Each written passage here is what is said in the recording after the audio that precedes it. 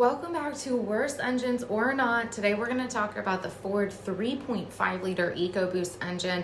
The Ecoboost series is a series of engines from Ford that are turbocharged direct injection engines. These were designed to deliver the same amount of horsepower and torque than the other Ford naturally aspirated engines, but at the same time keeping fuel economy up and also producing less greenhouse emissions. So Ford also said that it was cost effective for them to produce this line of EcoBoost engine versus further developing the diesel engine side of things or going with the full hybrid side of things. There are two different 3.5 liter EcoBoost engines. Technically, Ford started producing them in 2007 in the Lincoln MKS, but they were titled Twin Force at the time. And then eventually the name EcoBoost was given to them, and in 2009 they finally started building them in Cleveland.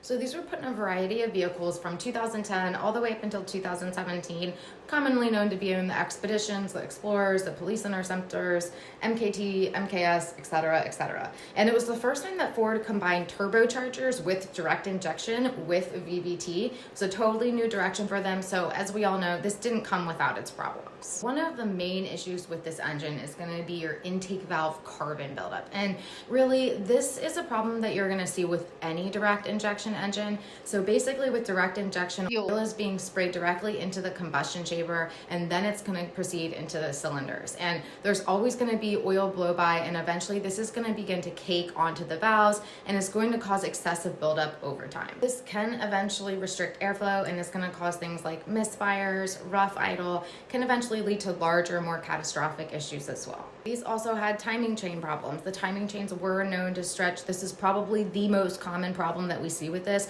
If you begin to have timing chain problems, get it repaired immediately. And then we know that really any unit that's going to use turbos is going to see some issues with the ignition system. That's just normal wear and tear for these vehicles. So in 2017, Ford came out with a second gen 3.5 liter EcoBoost engine that helped battle a lot of the problems that consumers were seeing with the first gen.